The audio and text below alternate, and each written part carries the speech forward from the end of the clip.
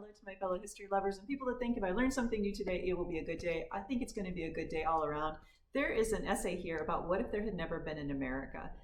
What would have caused that to happen or not happen, I guess, and what would have been the long-reaching effects. This is called The What Ifs of American History, and it's a series of essays, and I'm just going to read to you a little bit from this one about what if there had not been an America. It's by Caleb Carr, and he starts by saying, "It has become commonplace to refer to the contemporary United States as a global hegemon."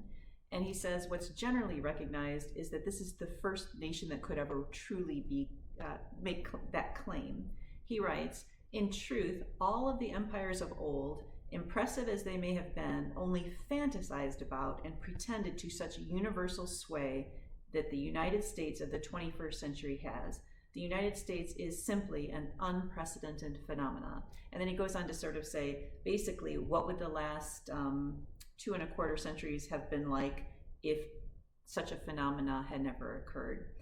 And so he first lays out an argument, then destroys it, which is kind of my whole Kep Westgard Time Travel to the American Revolution middle grade series is based on this argument that he tosses aside, but I think it's interesting, and I'd love to hear what your thoughts are. But the first thing he says is it's a mistake to think that the colonies could, that the defeat of the colonial army at any one of the remarkable decisive moments of the American Revolution would have done it.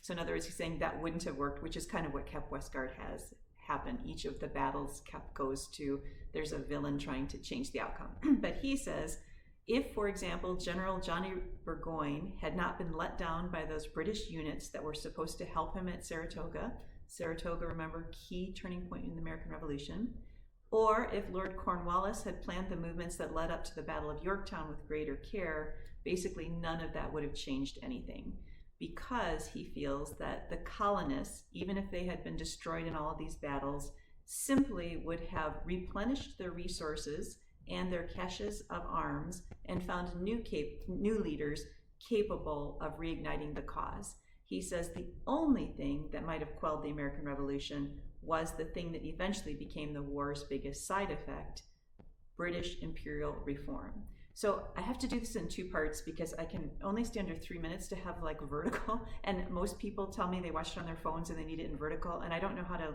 like tape it and then divide it. So we'll just stop here and we'll do a part 2 of his theory. So anyway, thank you for letting me share, and I'll see you in like 10 seconds.